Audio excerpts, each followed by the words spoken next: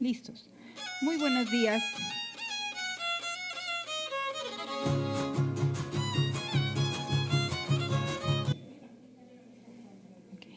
Muy buenos días a todas y todos. Antes de dar inicio a este evento, les solicitamos prestar atención al aviso de protección civil.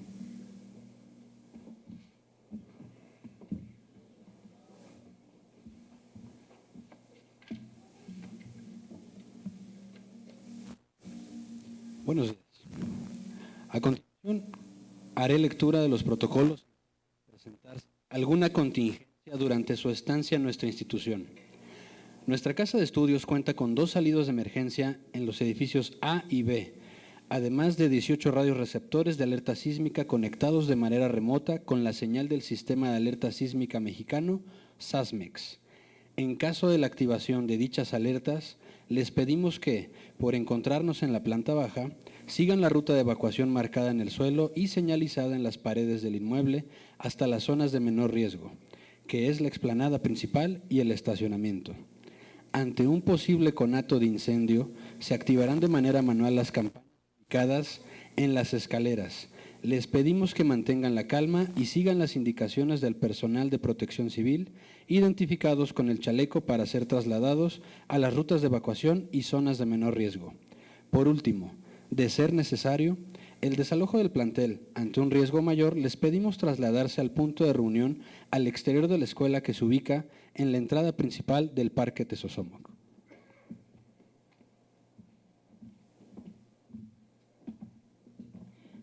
Bien, la Autoridad Educativa Federal en la Ciudad de México, la Dirección General de Educación Normal y Actualización del Magisterio y la Escuela Normal Superior de México les extienden la más cordial bienvenida. Es un honor contar con la distinguida presencia en este evento de la licenciada Magali Hernández Prado en representación del doctor Julio César Leiva Ruiz de la Dirección General de DGSUM. Muchas gracias, licenciada. En representación del maestro Eugenio Aurelio López López, director de la Educación Normal y Actualización del Magisterio, nos acompañan la maestra Yotli Rodríguez Manzanero, directora de Desarrollo Profesional de la DGNAP. Muchas gracias.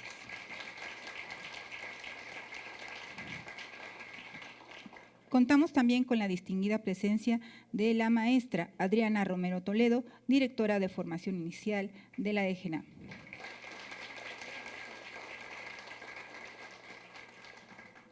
Están en este evento también la doctora Mercedes Takagi Carbajo, directora de esta casa de estudios. Y la doctora Marlene Hernández Escobar, subdirectora académica también de esta casa de estudios. A continuación, invitamos a la doctora Mercedes Takagi Carbajo, directora de la Escuela Normal Superior de México, a brindar unas palabras de bienvenida.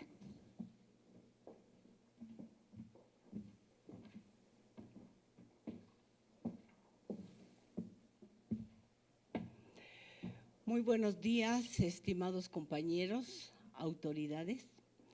Es para nosotros un honor el que el día de hoy podamos reunirnos para atender un tema tan importante como es el de la reivindicación de la mujer indígena, denominado este año por la Presidenta de la República.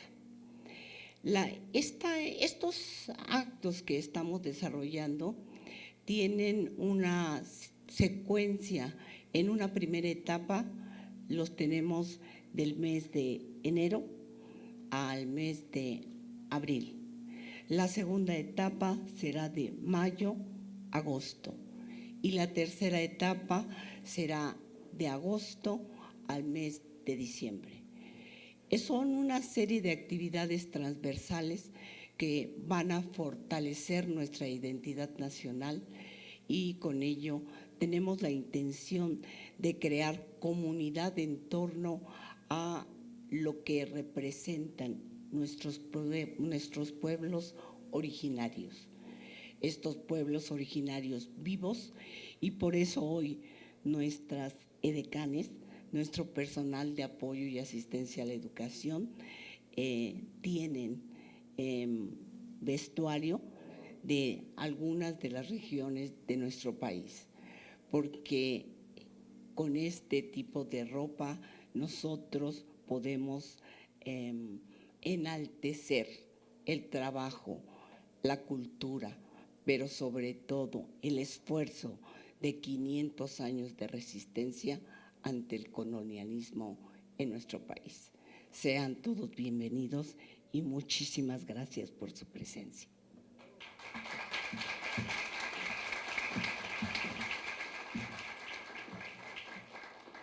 En el marco del proyecto interdisciplinario La importancia de la mujer indígena como pilar de la humanidad, nos complace presentar la mesa redonda titulada Estrategias y acciones para fomentar la interculturalidad en la educación básica dentro del marco de la nueva escuela mexicana. Este diálogo será moderado por el maestro Roberto Isaías Jiménez Benítez, a quien cedo el uso de la palabra.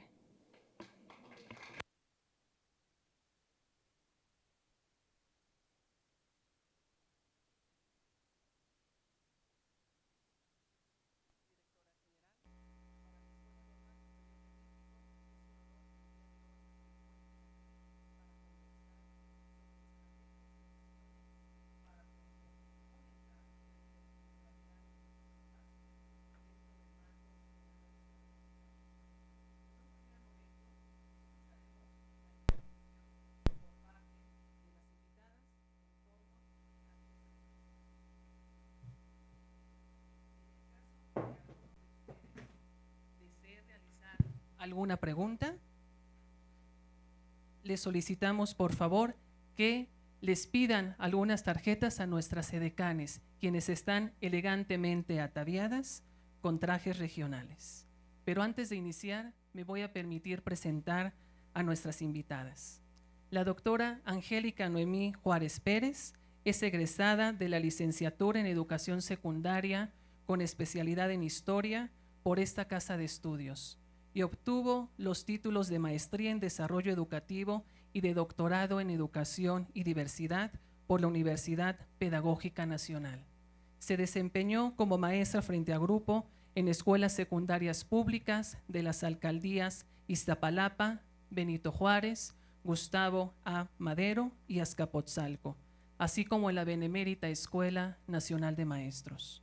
De 2020 a 2024, laboró en el Instituto Nacional de Estudios Históricos de las Revoluciones de México de la Secretaría de Cultura, como directora en el área Enseñanza y Promoción de la Historia, brindando asesoría como especialista externa para los programas de estudio del campo formativo Ética, Naturaleza y Sociedades para educación primaria y secundaria. También colaboró con la Secretaría de Educación Pública en la elaboración de guiones y grabación de programas de historia para primaria y secundaria de la estrategia Aprende en Casa 2 y 3. Conjuntando la práctica docente y su labor como investigadora, se ha especializado en rescatar la historia de las mujeres que participaron en las transformaciones sociales y políticas de México, interés que la ha llevado a impartir más de 50 conferencias y escribir artículos. En el ámbito de la difusión de la historia, colaboró con medios de comunicación como Radio Educación, Sistema Público de Radiodifusión del Estado Mexicano, Canal 21 de la Ciudad de México y La Hora Nacional. El 1 de octubre de 2024 asumió el cargo de subsecretaria de Educación Básica. Actualmente es titular de la sección Mujeres en la Historia, que se transmite los jueves en la Mañanera del Pueblo, encabezada por la presidenta Claudia Sheinbaum Pardo. Doctora Angélica Noemí, un honor que esté aquí entre nosotros. Bienvenida.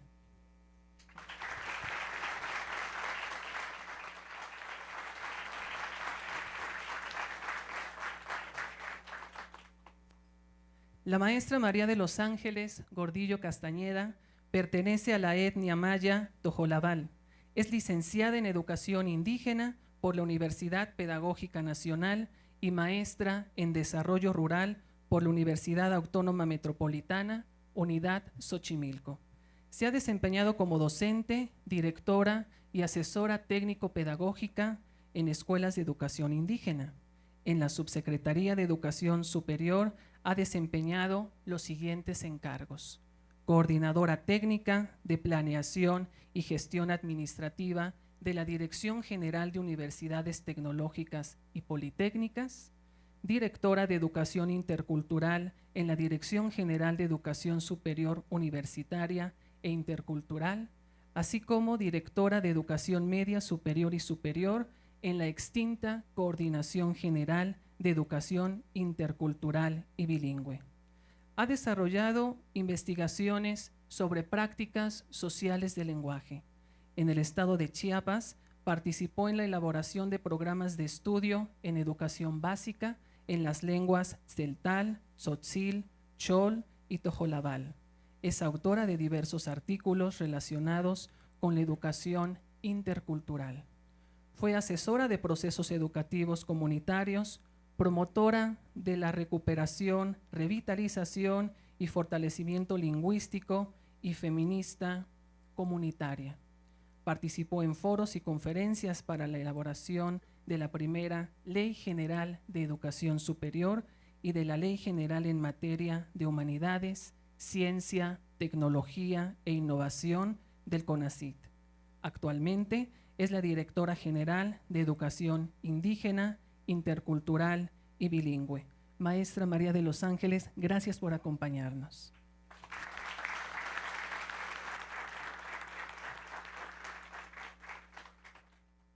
La conmemoración del 2025 como Año de la Mujer Indígena fue presentada en la Conferencia del Pueblo el pasado mes de diciembre para resaltar el papel que tiene la mujer en la humanidad, particularmente por los derechos de los pueblos indígenas. Doctora Angélica Noemí, ¿desea comentarnos algo al respecto o iniciar con su intervención? Adelante. Muy buenos días a todas y a todos. Antes que comencemos con la mesa redonda que nos reúne a todas y a todos ustedes el día de hoy aquí con nosotras, con Ángeles, con mi compañero Roberto, pues no quisiera yo dejar aprovechar la oportunidad pues para agradecer la invitación y bueno, recordar que yo egresé de esta escuela. Es emocionante para mí el regresar donde me formé como maestra, como docente. Yo estudié aquí en 2007, 2011, esa generación, para dar clases de historia. Me encantaba la historia y cuando una maestra en una preparatoria me dijo que qué me gustaba de la historia, yo le decía que platicarla, divulgarla, ¿no? Entonces ella me llevó y me dijo que existían las normales. A diferencia de mucho de la tradición de nuestra profesión, nadie de mi familia era docente, nadie, entonces yo no sabía que existían las normales y fue gracias a esa recomendación de esa maestra que llegué yo aquí y bueno, creo que haber inscrito en aquel 2007 en esta escuela es una de las mejores decisiones que he tomado en mi vida y bueno, me siento muy orgullosa de ser profesora, de egresar de esta escuela y bueno, de todas las herramientas que me brindó formarme aquí para todos los trabajos que posteriormente he desempeñado. Muchas veces nosotros como cuando nos estamos formando aquí en la escuela pensamos que vamos a estar en las clases, ¿no? Y esa es nuestra finalidad, así es, estamos en nuestras clases, estamos preparando nuestros espacios, pero en verdad las herramientas que nos brinda la formación en la normal, en verdad las podemos explotar en otros espacios, las podemos llevar a cabo en otros empleos también, que les digo, no nos distraen ni no nos distancian de la educación que es nuestra finalidad, pero en verdad estoy yo pues muy contenta siempre y siempre presumo que mi primera identidad es como maestra normalista. Tenemos una gran trayectoria y bueno, el encontrarme aquí y ver a mis maestros, maestro Eras, maestro Fortino, compañeras con los que estudié también la generación, pues siempre es un gusto reconocerles a mis maestros todo lo que han contribuido en mi formación. Querido maestro, muchísimas gracias, es un gusto estar en esta escuela. Y bueno, también reconocer, era cuando nos compartieron la invitación sobre el año de la mujer indígena y que versaba sobre la educación indígena, pues yo decía, bueno, puedo participar con mucho gusto, pero es apropiarnos también, no me quiero yo apropiar de un espacio y de una temática donde yo tampoco tengo la experiencia de. Entonces, por mí era muy importante que Ángeles Gordillo, la maestra Ángeles Gordillo, estuviera aquí, porque ella es protagonista de, como maestra en educación indígena, como alguien que hace política educativa en educación indígena y como alguien que ahorita está a cargo de la Dirección de Educación Indígena. Para mí era muy importante no apropiarme, ¿no?, de un tema en el que yo no tengo la experiencia de un espacio donde ella pues ha trabajado como profesora de preescolar en educación de preescolar indígena. Para mí era muy importante pues que escuchar de viva voz la experiencia y ella como maestra y como mujer indígena. Otro tema muy importante, que es lo que da origen a esta mesa, es efecto la declaratoria de 2025 año de la mujer indígena, en el que pues muchas veces está esta crítica de a qué mujer indígena nos estamos refiriendo, porque es otra vez como en este de vamos a exaltar a las mujeres indígenas, que estaba una de las críticas porque hacíamos referencia a mujeres de nuestros pueblos mesoamericanos, pero otra vez era y las mujeres indígenas del día de hoy, cuáles son las problemáticas, las circunstancias y las situaciones que están viviendo. Entonces, esto va a ser muy importante que lo mencionemos.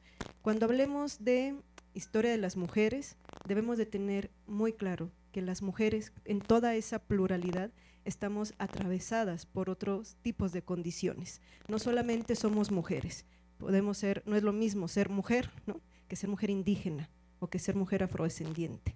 Y para mí eso era un tema muy importante en el que cuando abordemos el tema de las mujeres, como este año la mujer indígena, pero bueno, las condiciones de ser mujer también van a ser fundamentales, así es que yo creo que la experiencia y todo el bagaje que la maestra Ángeles Gordillo nos puede compartir, pues va a ser muy enriquecedora para ustedes que se están formando como docentes, maestras, maestros y bueno, también para mis compañeros.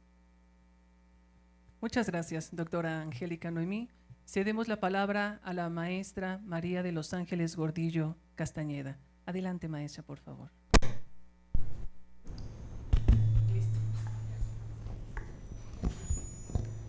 Tzakatalesh, Japetzanalesh, Hamatik. ¿Sí? O mejor voy. Sí. Tzakatalesh, Japetzanalesh, Hamatik, Teitzoman, Snah Tzilheu Hun, Yala Heuman, Hun Noemí, doctora Noemí, Snebayen, Ek, Snebhel Hun Ayene, Tzakatalesh Hitzan, Locobonesha, Tzomheliti, Habola Ateleshi. Buenos días a todas y todos, todes. Es un gusto, sobre todo aquí traer la jefa al lado, pues sí, hay que quedar muy bien. Y muchas gracias por la invitación, por el espacio, y pues bueno, saludo con mucho gusto también a los que nos escuchan en la modalidad virtual. Agradezco la invitación a esta mesa. En mi opinión, como digamos, como lo acaba de decir la doctora, este ejercicio para nosotras las mujeres indígenas es importante porque nos permite reconocernos como actoras. Y no siempre fue así. El que nos reconozca como mujeres indígenas, actoras desde nuestros propios espacios de incidencia, como puede ser en la familia, la comunidad, ahora en el ámbito profesional. Ya tenemos muchas compañeras en el ámbito profesional y en mi caso, a partir del 2018 yo fui funcionaria y yo venía de la Selva Lacandona. Mi centro de adscripción está en una comunidad que colinda México-Guatemala. Es una comunidad que está, digamos, fue la población migrando y se establecieron justo en la Selva Lacandona, donde conviven niños tzeltales, tzotziles y choles. Es un espacio sumamente rico en términos lingüísticos y también es un reto dentro del aula. Y pues bueno, un poco voy a platicarles, digamos, toda esta perspectiva de el papel, ¿no? Y sobre todo todo el tema de género, ¿no? Y las condiciones, la interseccionalidad. Bueno, voy a tratar ahí de compartirles que el día de hoy, específicamente en este año de la mujer indígena, presentar desde mi posición como mujer indígena y como mujer indígena tojolabal, algunas reflexiones desde lo que considero son otras perspectivas de transformación y como también lo acabo de mencionar, una muy otra visión del mundo. Eso hay que tenerlo muy en cuenta, una visión ontológica, esta condición de la diversidad que obliga a abandonar la idea de que existe una naturaleza externa a la sociedad y una sociedad sin naturaleza, sino que se trata de una misma trama de la vida. Y yo creo que eso es fundamental en esta visión indígena. Parto de la idea que el proceso histórico es central para construirnos políticamente a partir de la reivindicación de nuestras raíces, de nuestra acción política y cultural, que son fundamentales para construir nuestra identidad, sentido de vida, pero sobre todo en la lucha, la que nos construye permanentemente en tanto sujetas de transformación, un proyecto político, insisto, en mi caso, ahora desde la función pública y en la lucha por la transformación de nuestro país. Platicarles que nosotras las mujeres tojolabales somos Nan Ishau, somos Ishuk, somos Ishim, somos Ishau. Estas palabras en tojolabal comparten, digamos, la misma raíz en términos morfológicos, lingüísticos. Somos luna, somos mes, somos maíz, somos fertilidad. Pues bueno, no voy a profundizar la reflexión de la relación entre el lenguaje y el mundo, aunque es muy interesante saber cómo nombramos, cómo estructuramos desde nuestras propias categorías de construcción. En ese sentido, la mujer juega un rol especial para la vida y en la vida también como creadoras, como creadoras de identidad y de territorios. En términos filosóficos, la memoria ancestral, donde hay una relación estrecha con la naturaleza, creo que muchas mujeres lo apreciamos, lo defendemos y nos llena de esperanza porque es un punto de arranque y de reflexión digamos, en toda esta trama encontramos principios desde los pueblos indígenas que plantea la plenitud y en la reproducción misma. Con ello quiero decir que hay maneras distintas de pensarlo, el reconocimiento de una civilización ancestral, la defensa de la vida y como siempre y seguramente ustedes lo han escuchado, generalmente somos proyectos de muerte. Pensar desde nuestras filosofías y las memorias ancestrales son elementos también descolonizantes. Es un proceso que ya muchas mujeres y colectivos de mujeres indígenas nos está permitiendo situarnos porque estamos hablando desde lo que somos, desde lo que estamos viviendo. Por ello, la defensa territorio-cuerpo, como lo plantea el feminismo comunitario, es una defensa coherente, cosmogónico, político, feminista e intercultural. Bueno, con esta introducción paso a comentar también que existen elementos no armónicos.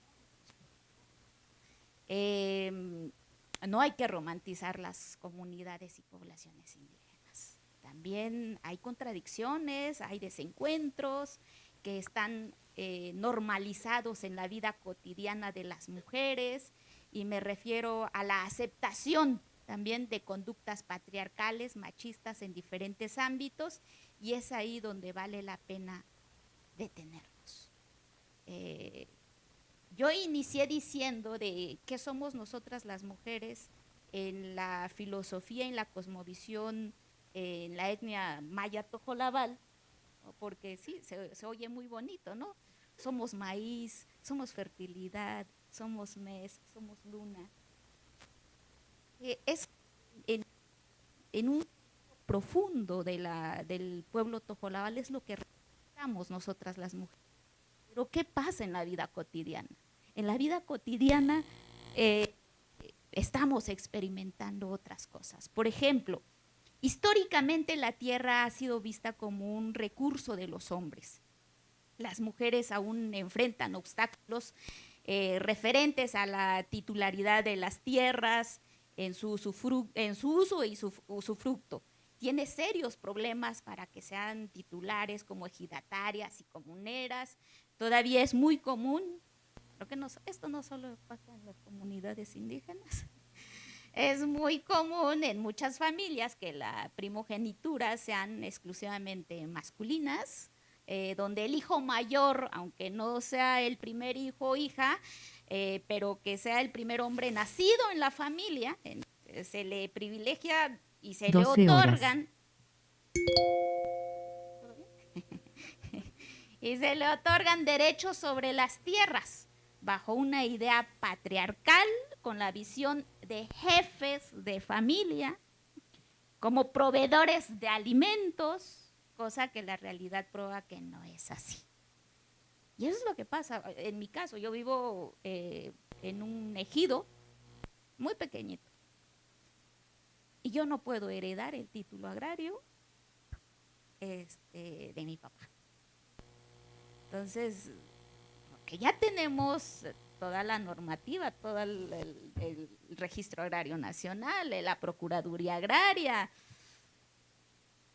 pero en esos contextos todavía tenemos justo esta, digamos, normativa interna de los pueblos indígenas, llamados usos y costumbres, que hay que cuestionarlas también. El patriarcado es un fenómeno construido y con una intencionalidad histórica que se basa en el privilegio que genera poder.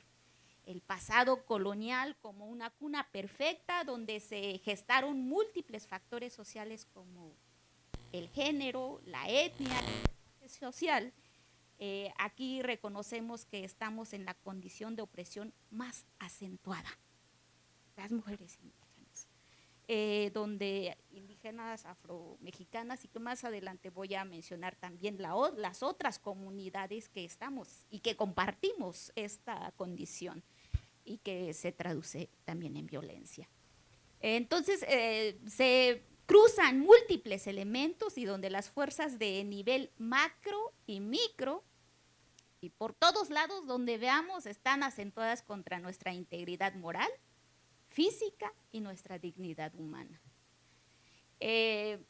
Las dinámicas globales vislumbran un peso sobre los grupos minoritarios, los escenarios y tendencias de la modernidad, todo apunta a grandes desigualdades, racismo, marginación, violencia, exclusión, en todos los ámbitos, y no vemos que esté avanzando a nuestro favor.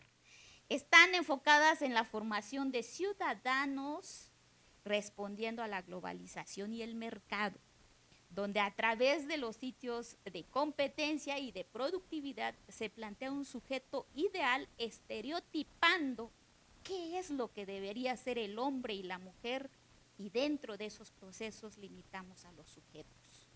Hemos puesto y reproducido un modelo que segrega las minorías, o más bien dicho, ejerce una minorización de las comunidades y movimientos. ¿Por qué es eso? O sea, nos minorizan, no necesariamente tenemos que ser esa minoría. Esto por una parte, pero la sociedad no solo también, recordemos que no solo también está fundada sobre relaciones económicas, decirles que también están fincadas en racialización de las relaciones sociales. En México las políticas y procesos de homogeneización y de castellanización y en general del proceso de mestizofilia, esto hay que mencionarlo, es parte de ese estado racista al que nosotras y nosotros y nosotres sobrevivimos. La educación, la religión con dioses blancos, son todos estos intentos de subsumirnos y que nos va generando una imagen en una identidad global y uniforme. En este sentido, la educación juega un papel importante y ahí me voy ya metiendo en términos de la educación. La educación juega un papel crucial en la emancipación dentro de la interculturalidad, pero una interculturalidad crítica, no la interculturalidad funcional o la multiculturalidad. No, estamos hablando de una interculturalidad crítica. Las instituciones educativas tienen la responsabilidad de fomentar una pedagogía que no solo transmita conocimientos, sino que también promueva la justicia social y la igualdad. La educación debe enfocarse en la transformación de la realidad, estableciendo relaciones pedagógicas que mejoren la vida comunitaria y fomenten la participación activa en la resolución de problemas colectivos. Por ello, para transformar nuestras realidades, y más si partimos del respeto a la diversidad y la interculturalidad, es necesario cuestionar ese sistema patriarcal con visión de género e interseccionalidad excluyente para avanzar en su erradicación, y uno de los lugares fundamentales para este cambio se da en el ámbito educativo, para desde ahí se contribuye a erradicar las brechas de desigualdad. Al analizar, digamos, desde esa interseccionalidad, se decanta que el analfabetismo, la pobreza y los roles de cuidado, entre otras problemáticas, por ejemplo, tiene rostro de mujer. Por eso la mirada interseccional es necesaria, primero, para tomar conciencia de cómo existen los entrecruzamientos de discriminación y desigualdad, donde se tiene una correlación que apunta de manera sistemática a ciertas configuraciones como son las mujeres, las afrodescendientes, los diferentes grupos indígenas, y por lo tanto, si hablamos de mujeres dentro de estos grupos, la condición de desigualdad y exclusión se duplica. Pero al ser estos generalmente empobrecidos, se triplica. Y así se van entrecruzando las causales de exclusión, desigualdad y discriminación. Entonces, transversalizar la mirada de género e interseccionalidad nos permite entender su impacto y trazar una ruta crítica para su atención.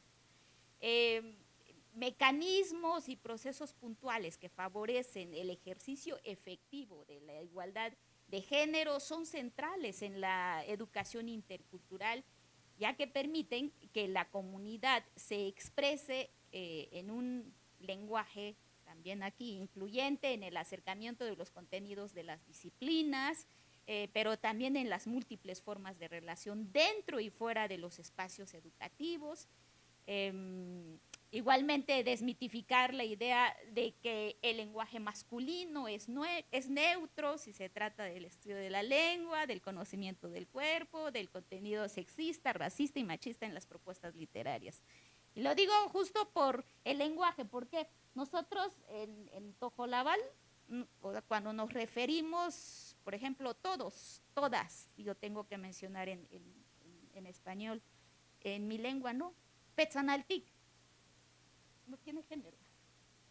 O sea, las construcciones desde el lenguaje, claro que sí, tiene un fundamento, tiene una forma, y entonces por eso es que yo inicié diciendo que yo abrazo todo lo que dentro en términos culturales, en términos filosóficos y y esto se expresa en la lengua, es bueno recuperar todos estos planteamientos que emanan de los pueblos originarios. Y entonces el reto es fuerte, considerando que el género es una construcción social y culturalmente aceptada, que asigna a las personas según su sexo roles específicos, los cuales generan desigualdades, que al reproducirse generan violencia, al mismo tiempo que se vulnera, limita y restringe el ejercicio de los derechos humanos.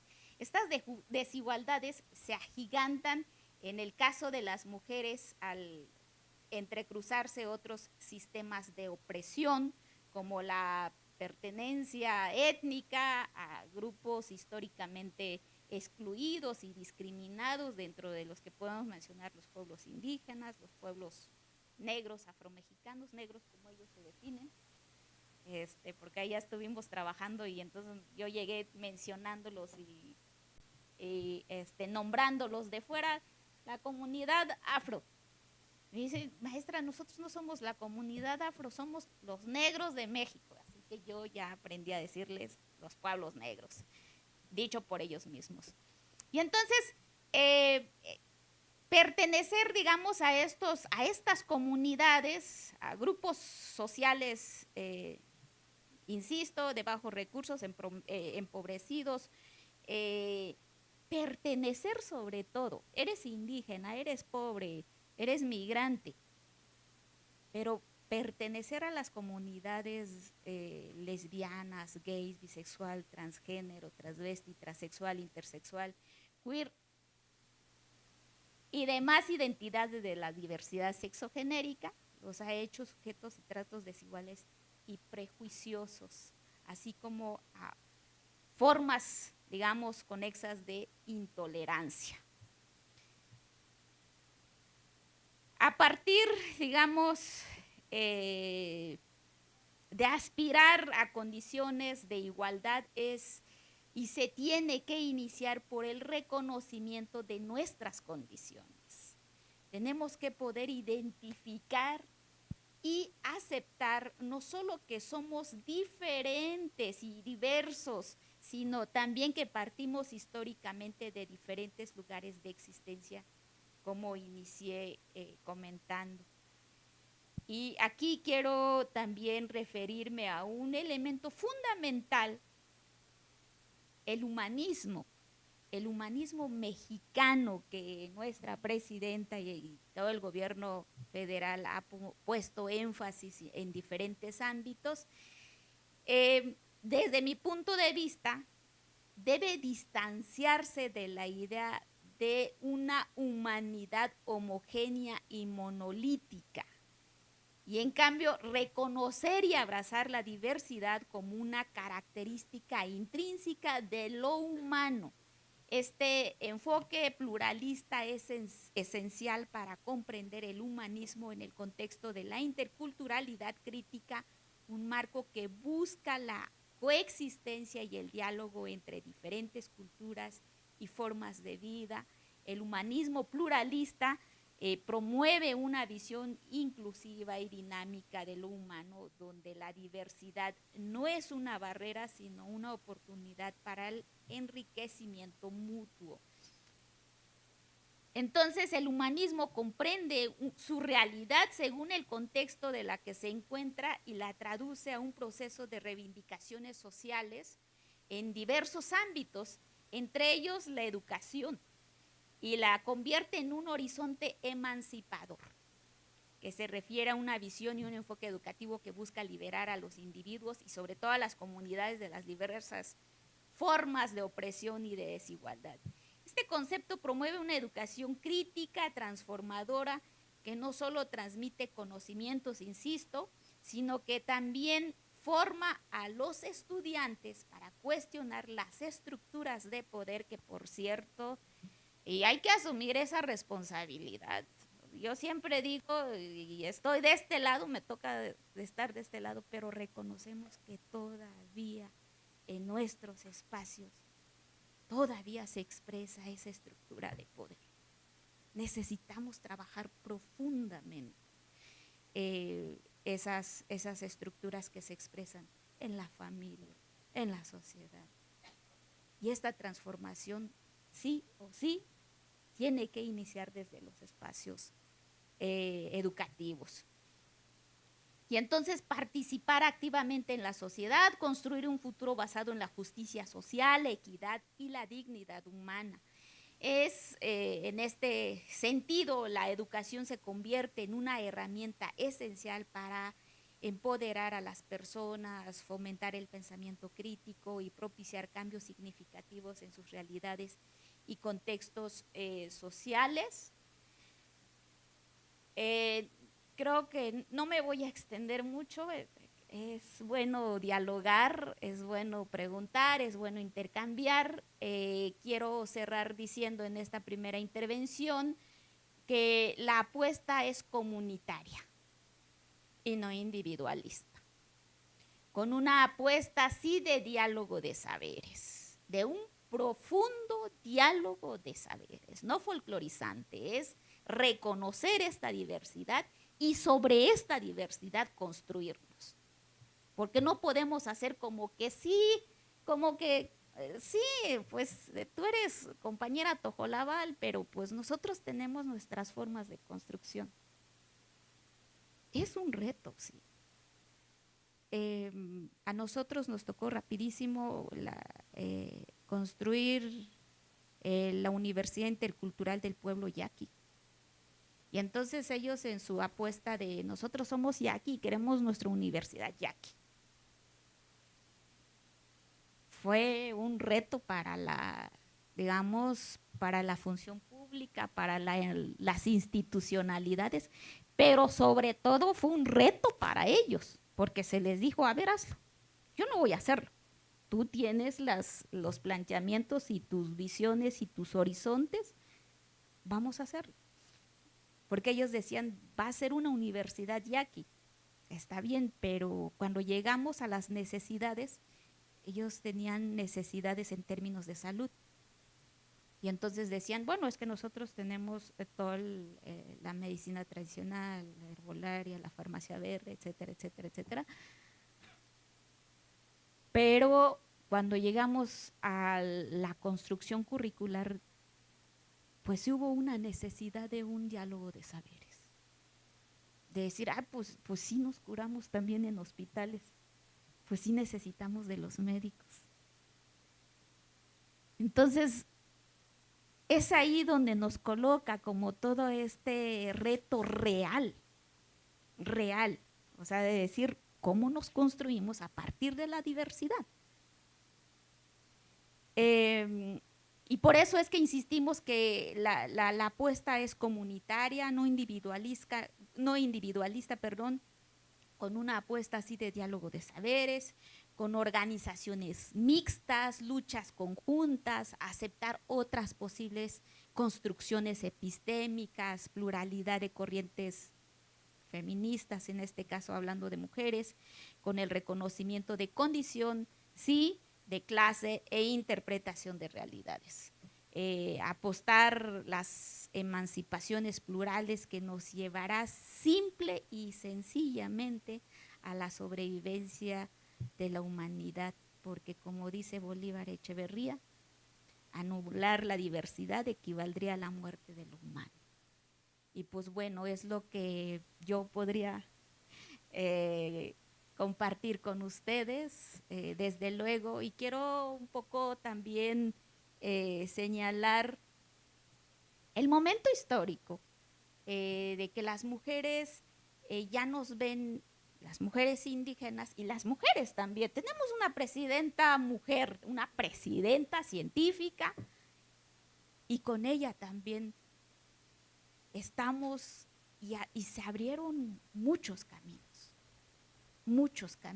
con esta perspectiva y este desmontaje patriarcal en el Estado mexicano.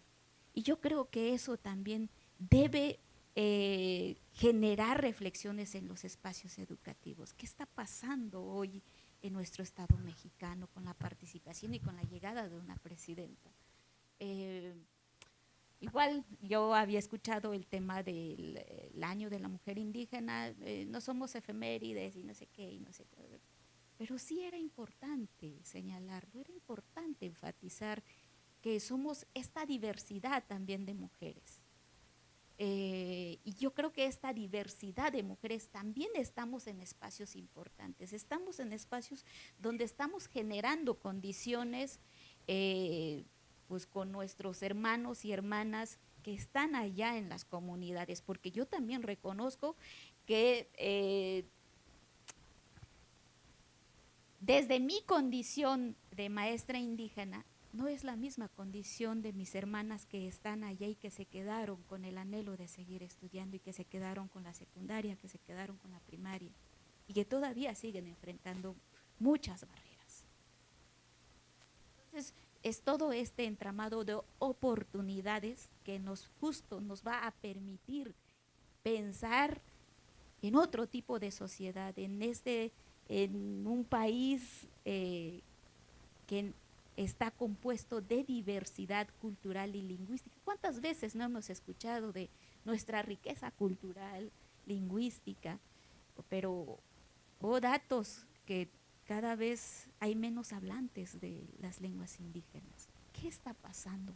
¿Por qué está? Si tenemos muchas instituciones que se dedican justo al fortalecimiento lingüístico, pero ¿por qué los datos de los hablantes nos dicen otra cosa?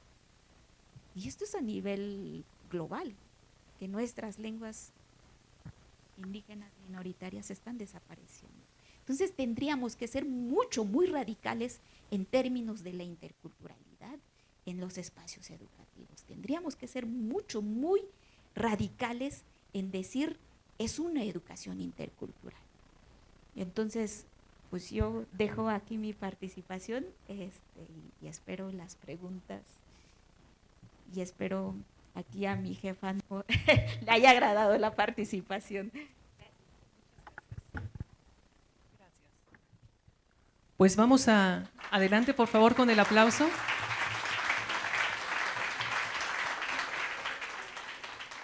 Muchas gracias, maestra María de los Ángeles Gordillo Castañeda, por su intervención. Están llegando ya nuestras preguntas que va elaborando el auditorio. Asimismo, también queremos enviarle un saludo muy cordial a las personas que nos están acompañando desde el auditorio A y también a partir de las redes sociales. Recordemos que la dinámica de la mesa redonda radicará a partir de preguntas. Ya se están por allí entregando las tarjetas que las edecanes tienen allí para que nos hagan llegar las preguntas de manera escrita y de esta manera mantener el diálogo con la doctora Angélica Noemí Juárez Pérez y con la maestra María de los Ángeles Gordillo Castañeda. Muchas gracias. Y, perdón, maestro, un momentito. ¿Sí?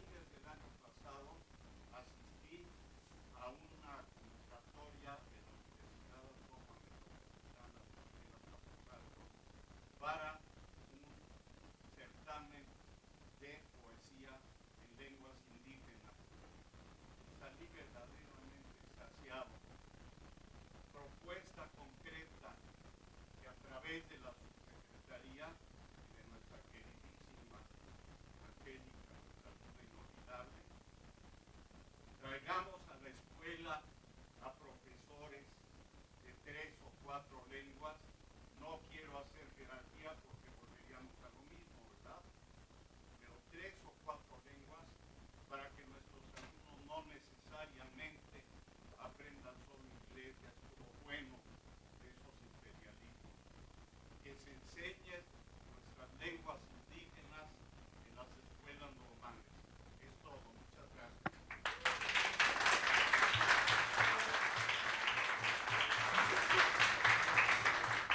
Gracias, doctor Estrada Parra, por su intervención. Pasamos entonces a las preguntas que nos han hecho el favor de enviar. La estudiante Xochitl, de la licenciatura en Psicología Educativa, pregunta: ¿por qué una lengua originaria no tiene género? ¿Quién desea comentarla?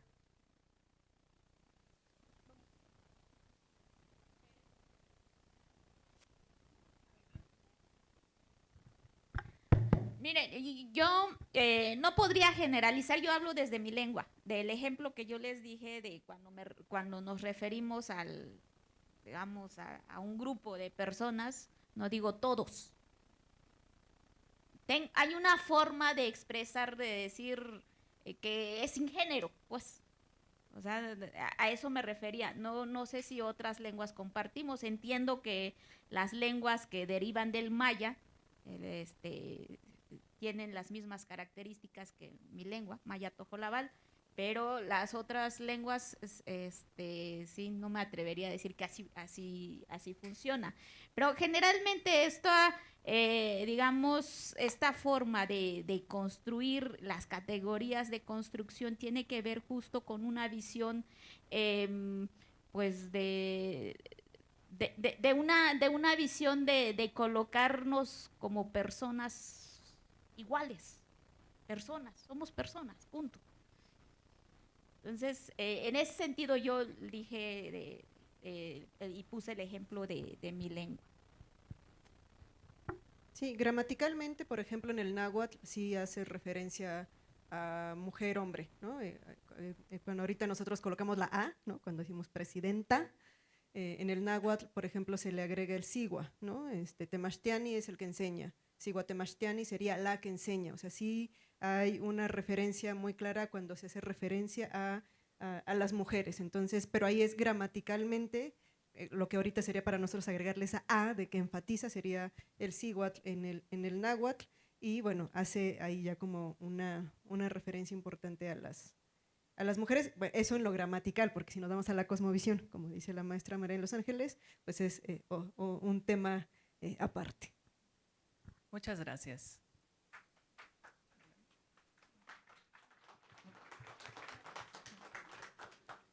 Tenemos otra pregunta. Por economía de tiempo voy a hacer una síntesis en cuanto a estas preguntas. Gloria González, de la licenciatura en Química, pregunta: ¿qué impacto tiene en la actualidad la discriminación de la mujer indígena? Y por otro lado, nuestra estudiante Xochitl nos cuestiona: si soy una mujer indígena hablante de una lengua, ¿cómo puedo contribuir a que en mi espacio educativo se considere la inclusión? Adelante, por favor.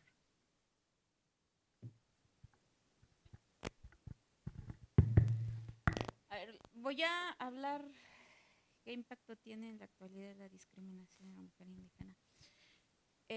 Voy a hablar desde mi experiencia. En mi comunidad somos monolingües en maya tojolabal. Yo estudié en pues, el preescolar, primaria, en el modelo de educación indígena. Tuve la suerte de tener maestros y maestras que hablan mi lengua. No tuve mucha dificultad en ese sentido. Donde sí sentí un cambio radical fue en la telesecundaria. Ahí ya no teníamos maestras y maestros que hablaban nuestra lengua. Y es fuertísimo este cambio, fuertísimo. Es como si yo ahorita les hablara en mi lengua. ¿Hagamos el ejercicio? Hasta ayer, alukabi. Hasta ayer, hasta el abuelo shakabi. Hasta igual silencio.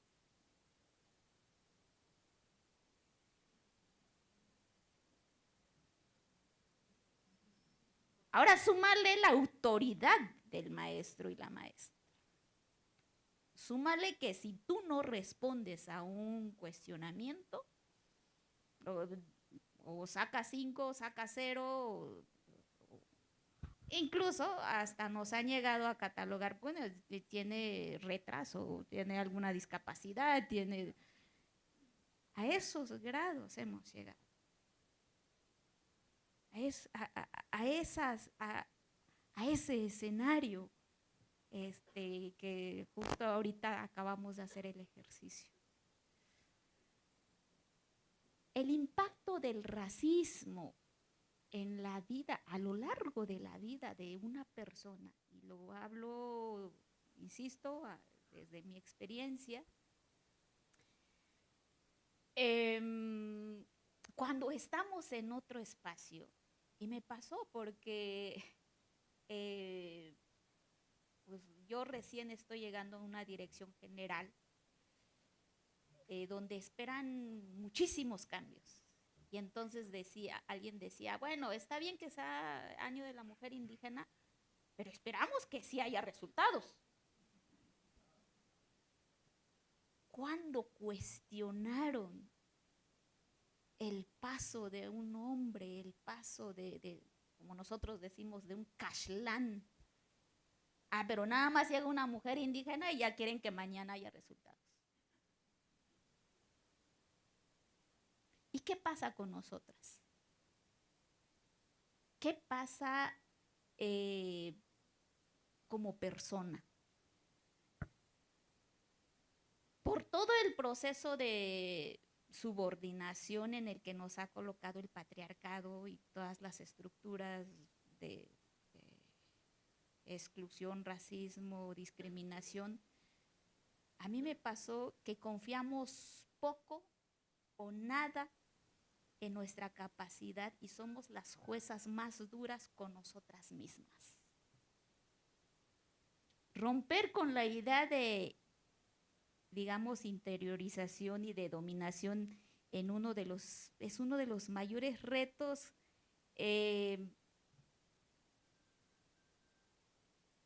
confiamos muy poco del trabajo y de lo que podemos llegar a hacer. Insisto, somos las juezas más duras. Al grado de decir, no voy a poder.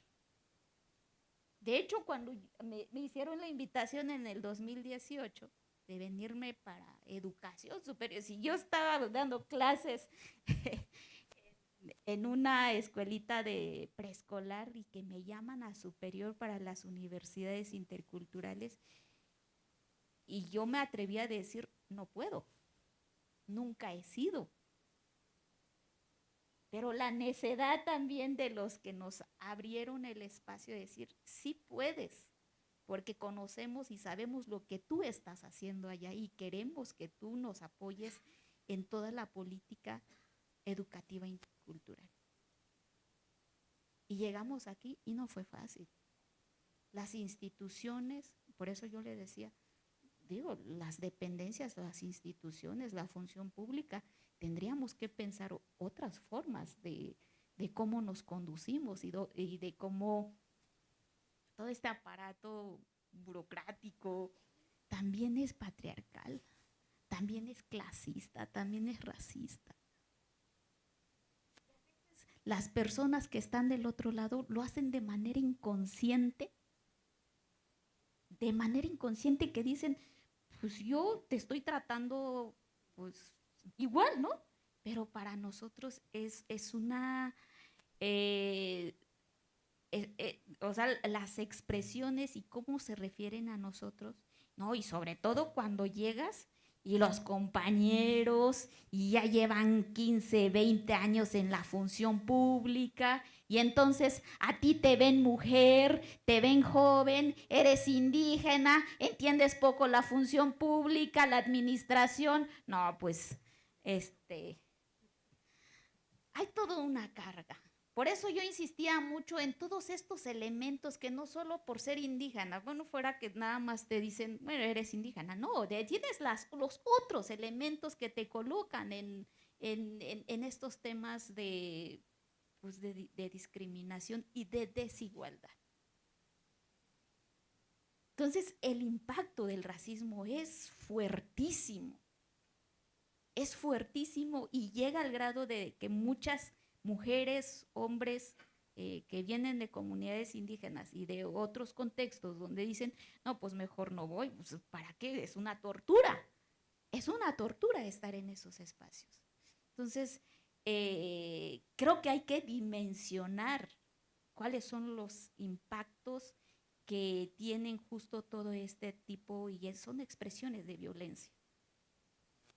Son violencias. Entonces,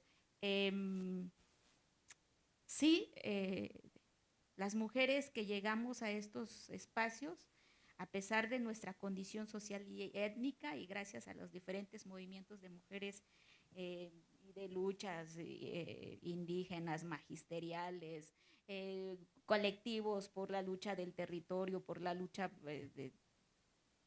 por el agua, podemos imaginar, sí, un mundo muy distinto. Y ya está ocurriendo aquí en México. El punto es que sí hay que dimensionar lo que está ocurriendo aquí en nuestro estado mexicano. Entonces, yo creo que todo esto, lo que está pasando, está transformando no solo la sociedad, sino que también está transformando la visión de los pueblos indígenas. Ahorita está pasando cosas súper importantes, la reforma del artículo 2, el ser sujetos de derecho, y lo que implica, ahorita se está cocinando la ley general de la consulta indígena. Entonces, yo creo que todavía vienen elementos que va a radicalizar, ¿no? Y que va a profundizar justo este diálogo de saberes y la construcción desde la diversidad. ¿Qué otra?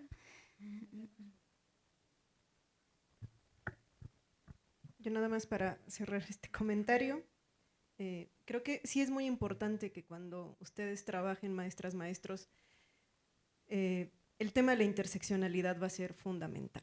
O sea, lo decimos interseccionalidad, puede sonar muy académico, ¿no? Pero las condiciones que nos atraviesan por ser mujer indígena, afrodescendiente, mujer joven. Ahora que escuchaba la experiencia de la maestra, yo cuando era directora en este instituto que mencionamos antes, es que ya no solamente es un tema de igualdad, sino de ejercicio de poder. Era una dirección general, 2 direcciones adjuntas. Tenía una de esas. Mi compañero de esa, una misma dirección adjunta. Podemos decir 50 y 50, había igualdad, ¿no? De 2 puestos, o teníamos un varón y una mujer. ¿Había brecha salarial? No, porque estábamos ganando lo mismo, ¿no? Tenemos 50-50 en cuanto a puesto, en cuanto a salario, funciones similares, nuestra condición de edad muy similar, ¿no? El grado de estudios muy similar, pero ¿ustedes a quién creen que le hacían mayor caso?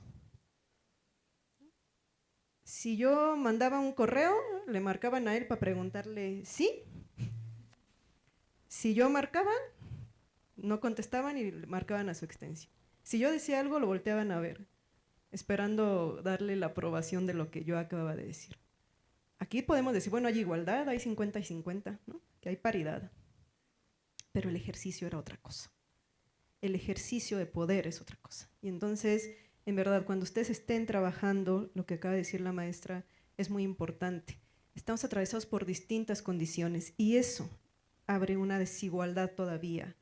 Todavía nos genera brechas, todavía vamos relacionados con temas de discriminación, con racismo, porque es el ejercicio de, ¿no? Nuestra política pública, nuestra política educativa. Ahorita estamos en un contexto donde el artículo 2 constitucional, porque eso les va a tocar a ustedes, ¿no? A ustedes cuando ya estén en clase se podrán encontrar un momento en el que les digan, el artículo 2 dice que soy sujeto de derecho. ¿Y cómo lo van a abordar, no? Entonces, ¿cómo lo van a trabajar? Porque ahora es constitucional. Así es que, pero también les digo, no, algo que también quiero recuperar de lo que mencionó es, no es romantizar la educación indígena, no es folclorizar la interculturalidad, es estar conscientes primero de la problemática, de la desigualdad, de la brecha, de lo que implica, porque no podemos hacer al final, ¿no? Una actividad folclorizante, decimos somos interculturales, ¿no? Estamos destacándolas, ¿no? Estamos primero problematizando qué condiciones por ser mujer, ¿no? Por mujer joven, mujer indígena. Yo en mi experiencia ahorita les podré decir que de lo menos que me han dicho ha sido exagerada, ¿no? Porque además soy mujer, ¿no? O sea, no es que yo esté identificando una problemática, es que soy exagerada, porque pues ya, nomás por ser mujer, ya traigo aquí el histérica, ¿no? Entonces, eso va a ser muy, muy importante el que estemos dimensionando, contextualizando de dónde vienen nuestras desigualdades y nuestras propias prácticas. Lo que tenemos interiorizado de lo que es yo decir, estoy siendo intercultural, ¿no? Estoy en mi clase destacando la grandeza de nuestro país, no, es identificar la problemática real, como decía la maestra. Y bueno, antes de concluir, creo que hay una pregunta final. Esta me llamó la atención porque habla acerca de migrantes, niñas y niños, jóvenes en situación de movilidad. Si no da tiempo, la pregunta para extendernos, les recomiendo un material que se acaba de publicar en la Secretaría, se llama A donde voy, la escuela va conmigo, que es una guía para docentes que ya viene en el contexto de la nueva escuela mexicana, vienen ya secuencias didácticas, por así decirlo, los proyectos, donde ya se aborda cómo trabajar con estudiantes que estén en tránsito en nuestras escuelas. Ciudad de México puede ser muy constante, pero bueno, les recomiendo ese material, está descargable, se llama así, búsquenlo en internet, A donde voy, la escuela va conmigo. Es para trabajar específicamente con niñas, niños y adolescentes que están en situación de movilidad. Vamos a cerrar con una pregunta más que nos envía la estudiante Leslie Castro de la licenciatura en Geografía. Ella se encuentra en el auditorio A y pregunta: ¿cuál es el papel del profesorado con relación a las y los estudiantes indígenas?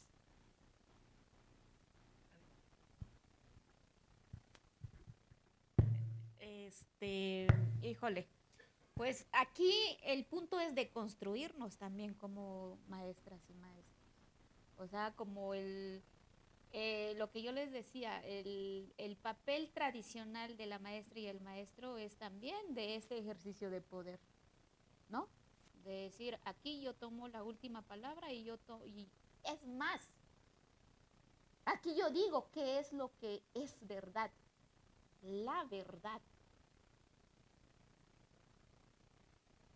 ¿Y qué pasa ahí? Justo el papel del docente es fundamental en la transformación de la educación, de cómo tú también te conviertes en aprendiz de esa diversidad que puedes tener en un aula. Yo creo que es que estoy pensando en mi experiencia, ¿no? Con pequeñitos de preescolar, pequeñitos de preescolar, cuánto uno aprende de ellas y ellos. Te llegan a hablar de su casa, te llevan a hablar de lo que perciben de su mamá, de su papá. Yo recuerdo de una niña y lo he platicado en muchos espacios y muchas veces. Era una niña, Linda Kelly. Una niña, pero así, con mucha energía y trepa y juega y nunca estaba sentada la niña. Era una pirinola en la clase. Pues yo, unitaria, 46 niños, primero, segundo y tercero. Pues bueno, uno hace lo que puede, ¿no? Pensar en niños de 3, 4, 5 años, pues es muy complicado. Y de repente un día llega y se para ahí en la puerta. Llega tarde, se para en la puerta y ahí se quedó hasta la hora del recreo. Yo me di cuenta que ahí estaba la niña. Entonces cuando me acerco con ella, porque era la hora, el momento que podía hablar con ella, a la hora del recreo, todos se van a tomar el pozol, a tomar el atolito, esas botellitas. Y yo me acerco a Linda Kelly y le pregunto, ¿qué tienes? ¿Por qué vienes enojada? Y me dice, es que estoy triste. Bueno, estoy enojada. ¿Y qué pasó? Es que mi mamá no me ha dicho que se va a morir. Y así como que, ¿cómo? Pero si yo ayer vi a tu mamá y yo platiqué con tu mamá. Y me dice, no, es que sí se va a morir. A ver, pero ¿de dónde sacas que se va a morir tu mamá? Ustedes saben que en las comunidades rurales es letrina. Y me dice, es que en la letrina, así, con sus palabritas, vi que mi mamá está cagando sangre. Y, y entonces no le dijo a la mamá, no le dijo al papá, no le dijo a las hermanas, llegó y me lo dijo a mí. Y era otra complicación el tema. Yo sabía perfectamente qué es lo que estaba sucediendo con la mamá, pero esos temas tampoco son abordados en los contextos indígenas. Es muy complicado ese tema. ¿Cómo tú le vas a decir está arreglando tu mamá? Y es una cosa natural. Entonces te pones así, o sea, te ponen contra la pared y ¿qué haces tú en esas circunstancias? Entonces no me quedó más que esperar a que terminara la jornada y vámonos a la casa de la mamá. Y le dije lo que estaba sucediendo con la niña. La señora se ponía roja, se ponía blanca, se ponía, bueno. Y entonces yo le decía, si tú no vas a hablar de este tema con la niña, por lo menos hay que tener cuidado de tal forma que ella no se preocupe o que no llegue o que no le impacte en términos emocionales. Entonces, el papel del docente es estar justo con toda esta apertura de lo que sucede en el aula, en el contexto comunitario, en el contexto cultural en el que está inserto. Por eso es que la nueva escuela mexicana justo nos da esa pauta, ¿no?, de la autonomía curricular, de contemplar y temar los elementos de del contexto de las comunidades. ¿Cuáles son las necesidades de las comunidades? Yo lo decía, por ejemplo, pues, no sé, a lo mejor en Chiapas tengan otras necesidades de abordar como contenido escolar, pero a lo mejor en el norte del país, en Chihuahua, sean otras las necesidades comunitarias. Entonces, coincido aquí con la doctora Noemí que efectivamente el hablar de la educación intercultural, porque recordemos, ya no es la política anterior de la interculturalidad solo aplica para los pueblos indígenas y los diferentes. No, la interculturalidad es para todas y todos o no es interculturalidad. Punto. Y en ese sentido es que es uno de los criterios de la nueva escuela mexicana, la interculturalidad, de cómo modificamos justo, y eso nos va a llevar a otras prácticas de las docentes y los docentes, y nos va a llevar a ser parte de esa comunidad de aprendiz, punto. Y entonces vamos a modificar esas relaciones de poder, vamos a modificar ese del docente que lo sabe todo, no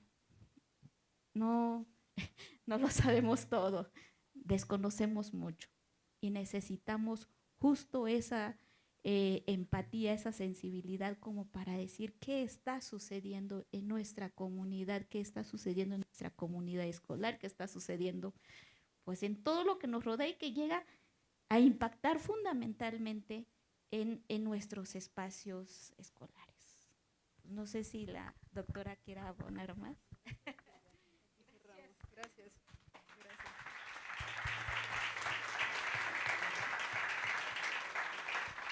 Agradecemos la intervención de la doctora Angélica Noemí Juárez Pérez, de la maestra María de los Ángeles Gordillo Castañeda. Sabemos que estos temas son muy importantes, pero por respeto a la agenda de nuestras invitadas, Vamos a dejar hasta este momento el diálogo. Muchísimas gracias por su atención. Cierro el micrófono y le doy la palabra a la maestra María de Lourdes Gómez González. Adelante. Muchas gracias, maestro Roberto.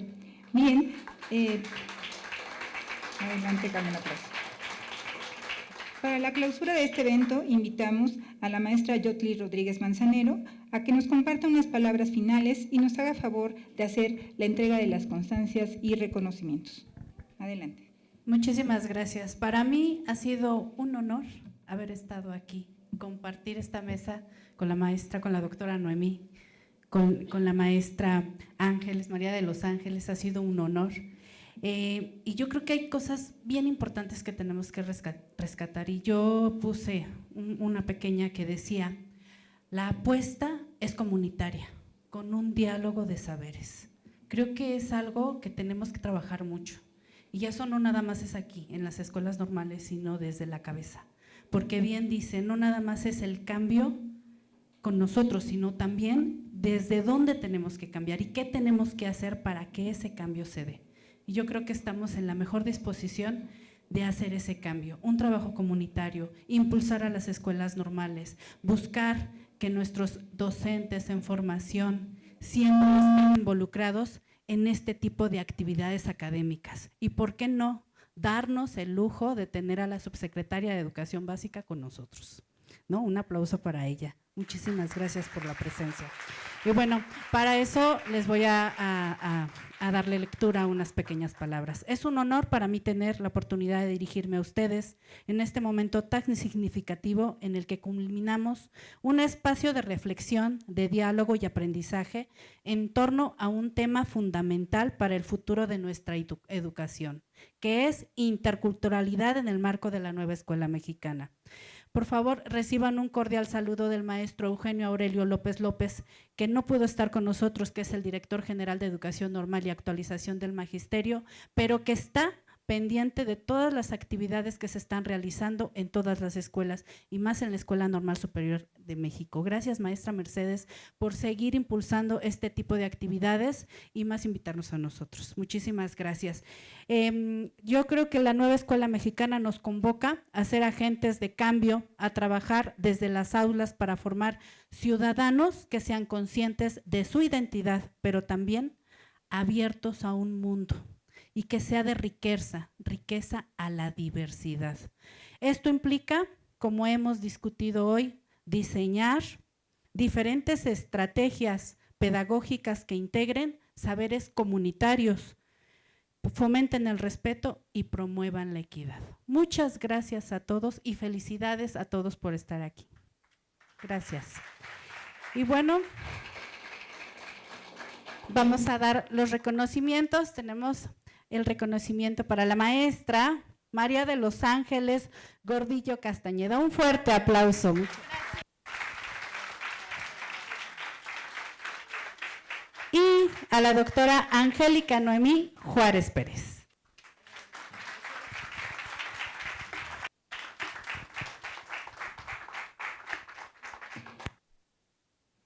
Bueno, okay. Recordamos a la audiencia que esta mesa redonda ha sido transmitida en vivo a través del canal de YouTube de Innovación y los invitamos a retomar la grabación, ya que esto ha sido muy interesante para retomar estos temas posteriormente en las aulas.